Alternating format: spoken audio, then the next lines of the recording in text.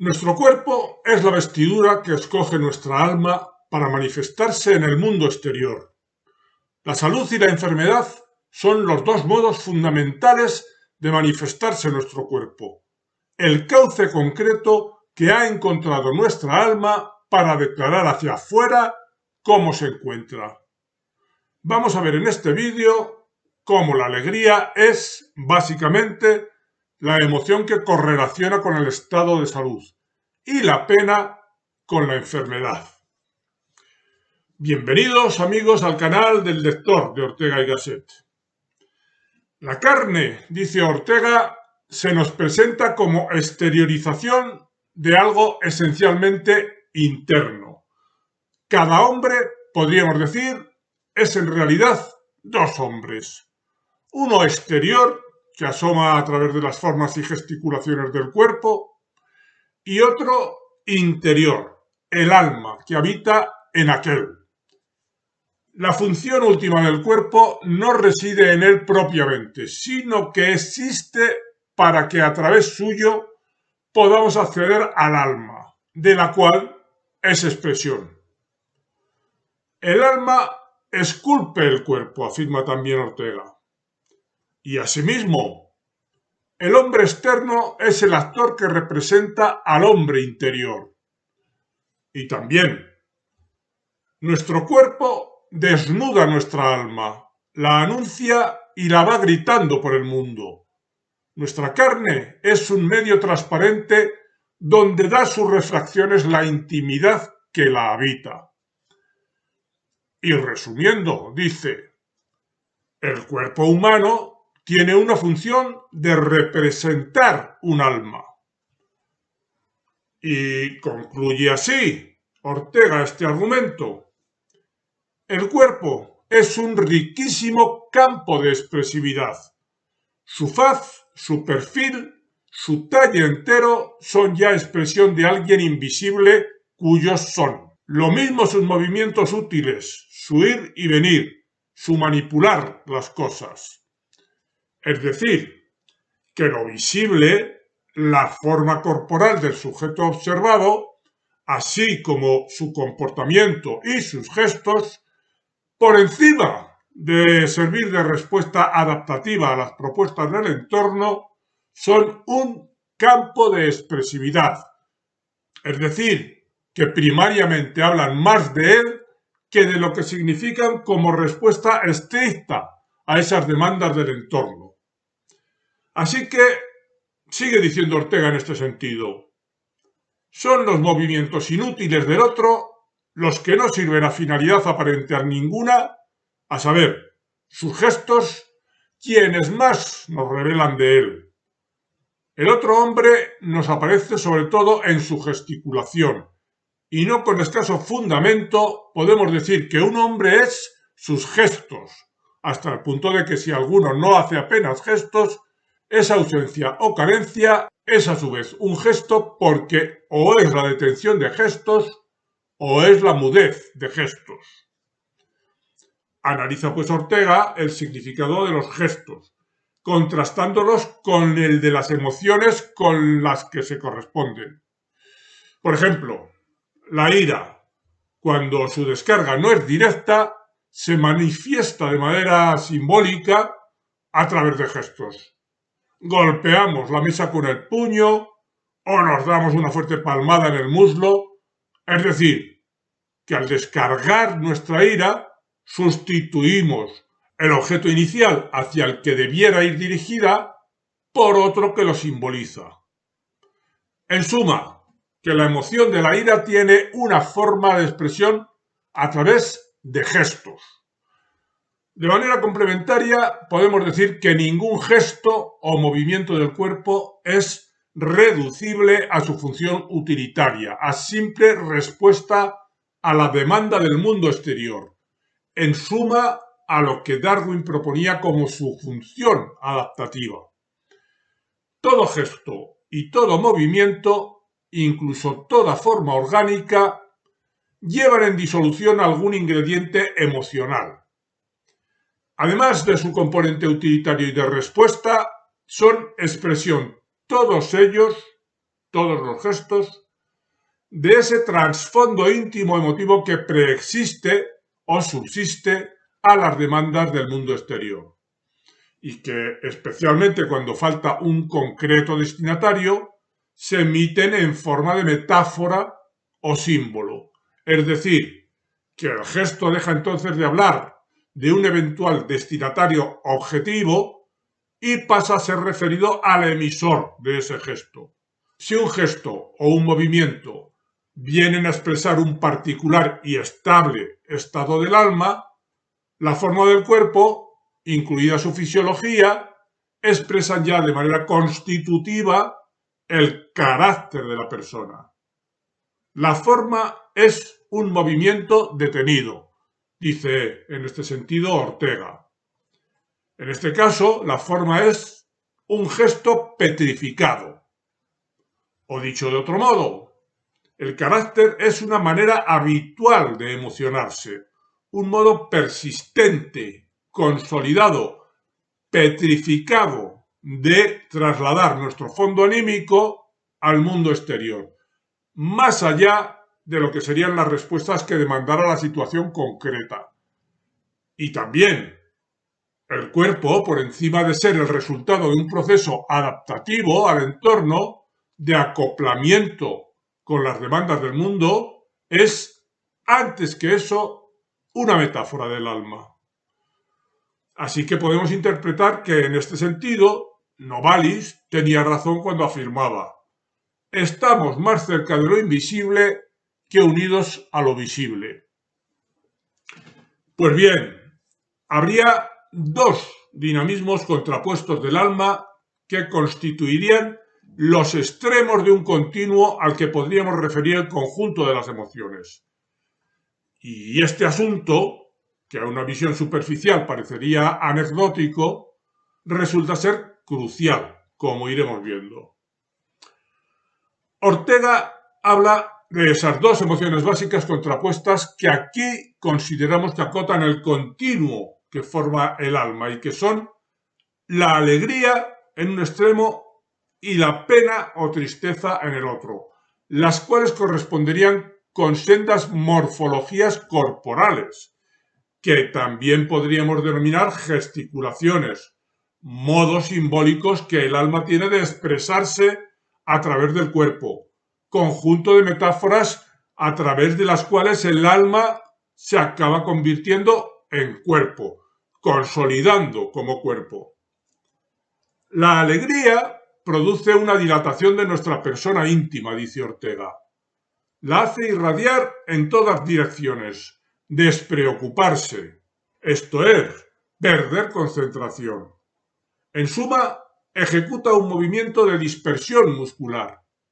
En cambio, la pena ocupa y preocupa, contrae el alma, la concentra y recoge sobre la imagen del hecho penoso, haciéndolos herméticos al exterior. Parejamente, su gesto frunce todo el rostro hacia un centro, recoge todos los músculos y cierra los poros.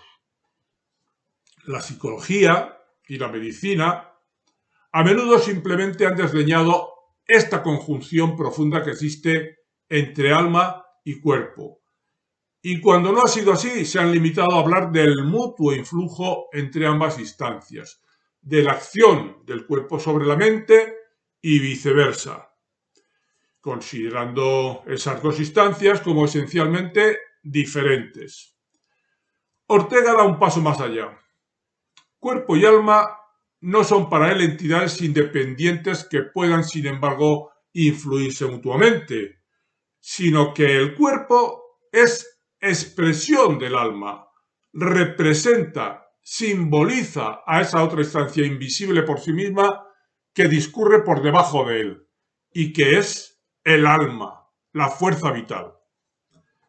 El mismo Ortega proclama asimismo la importancia que tiene esta perspectiva por la cual él aboga, cuando dice: la hermandad radical entre alma y espacio, entre el puro dentro y el puro fuera, es uno de los grandes misterios del universo que más ha de atraer la meditación de los hombres nuevos. Siendo consecuentes con esa intuición de Ortega sobre lo que debiera guiar nuestras meditaciones, corresponde ahora superponer sobre este conjunto de reflexiones orteguianas aquellas otras que Hans Selye, el médico y filósofo que dio nombre y fundamento teórico al estrés, produjo para intentar explicar en qué consiste, según él, la enfermedad en general.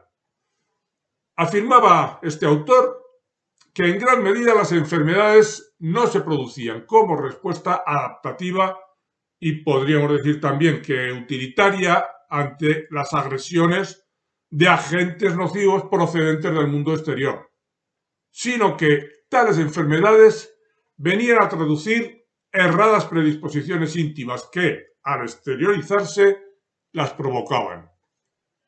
No siempre ocurre así, claro está. Hay muchas enfermedades que efectivamente son consecuencia de una tara genética o adquirida o de una agresión ambiental. El estrés, dice consiguientemente Selye, no siempre se origina pues en respuesta a circunstancias ambientales, sino que suele dar expresión a predisposiciones íntimas para las cuales aquellas circunstancias podrían actuar como mero desencadenante. Selye lo dice de esta forma: nuestro fracaso para adaptarnos correctamente a los acontecimientos de la vida se encuentra en la verdadera raigambre de los conflictos productores de enfermedad. Gracias a Selye podemos comprender cabalmente que el origen de muchas enfermedades no está en la impetuosa invasión de agentes externos sobre el cuerpo, sino en el modo equivocado de responder a esos ataques por parte del sujeto, que consiste en un bloqueo o retracción de las fuerzas expresivas, lo que en nosotros va, desde el punto de vista psicológico, de dentro a fuera. Precisamente lo que Ortega considera ese bloqueo como característico de la pena. Mientras que la cosmovisión darwiniana y mecanicista propone que las enfermedades resultan originariamente de una agresión procedente de agentes externos, sobre todo de eso, esta otra cosmovisión obliga a reparar en que gran número de enfermedades tienen un origen interno. Dice Selye en este sentido: algunas enfermedades tienen causas específicas, las acciones directas de ciertos agentes particulares productores de enfermedad, tales como microbios, venenos o lesiones físicas. Sin embargo, un número mucho mayor de enfermedades no son originadas por ninguna causa exterior en particular. Se originan por la propia respuesta del organismo a alguna situación desacostumbrada. Algunas veces las reacciones del organismo son excesivas y completamente desproporcionadas respecto a la irritación fundamental inocua. Esas respuestas inadecuadas, por exageradas, se originan, pues, no por causas o agentes externos, sino que lo hacen en la intimidad de los sujetos, en las actitudes emocionales hiperdefensivas, desde las cuales respondemos a los agentes externos, muchas veces inocuos, que acometen a nuestro organismo. Se responde así, de manera inconveniente, a los desafíos que nos llegan del mundo, de una manera que consiste en bloquearse, mantenerse a la defensiva, una respuesta, pues, excesivamente alarmista del organismo y del propio sujeto.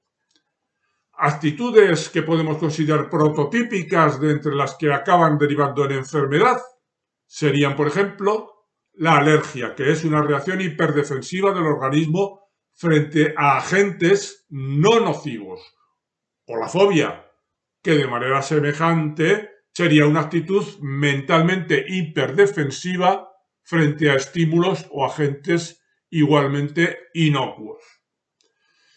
Esta actitud hiperdefensiva, que está en el origen de muchas de las enfermedades asociadas al estrés, se correspondería, como decimos, con el retraimiento orgánico y psíquico que vimos que Ortega situaba como característico de la pena y que podríamos ampliar hacia las emociones que en general nos empujan a desvincularnos del mundo, a encastillarnos dentro de nosotros mismos y en esa medida mantenernos a la defensiva. Esa actitud, conformada ya como carácter, haría que nuestras respuestas a los estímulos del mundo exterior tendieran a estar impregnadas de miedo, de recelo y de alarma. Por el contrario, la alegría sería la emoción de referencia cuando de lo que se trata es de manifestar apertura hacia el mundo, desinhibición, proactividad. Tales disposiciones, cuando enraizan o se plasman o consolidan como carácter, tendrían su reflejo también en el organismo, en un sentido contrario al de la pena. El organismo entonces serviría de expresión, de símbolo de aquellas disposiciones abiertas al mundo. La enfermedad no achacable a agresiones de agentes externos o a taras genéticas o adquiridas por accidente sería un modo de expresión del alma que, asumiendo la dicotomía propuesta por Ortega, podríamos decir que está apenada. Y si ampliamos las márgenes, diríamos también que está angustiada, amedrentada, a la defensiva. Sería esa una clase de enfermedad que vendría a servir de símbolo o expresión de un alma que, recelosa del mundo exterior, se siente amenazada y en peligro. La curación exigiría entonces no mejorar nuestras defensas, sino dejar de defenderse tanto, abrirse confiadamente, en la medida en que sea posible, al mundo, es decir, manifestar alegría, optimismo, predisposición positiva, lo cual viene a ser congruente con esta visión que Unamuno tenía de los procesos evolutivos. Decía, no consiste tanto el progreso, la evolución, en expulsar de nosotros los gérmenes de las enfermedades, o más bien las enfermedades mismas, cuanto en acomodarlas a nuestro organismo, enriqueciéndolo tal vez, en macerarlas en nuestra sangre. Al haber conformado nuestro carácter en el sentido que vimos que se derivaba de la alegría, es decir, al abrirse confiadamente, optimistamente, a lo que pueda venir del mundo exterior, esos gérmenes inocuos o esos motivos que ponen en marcha nuestras fobias y nuestras actitudes defensivas en general, inútiles a la hora de realmente defendernos, son, como dice Unamuno, acomodados a nuestro organismo, recibidos no como agresores, sino como perfectamente asimilables.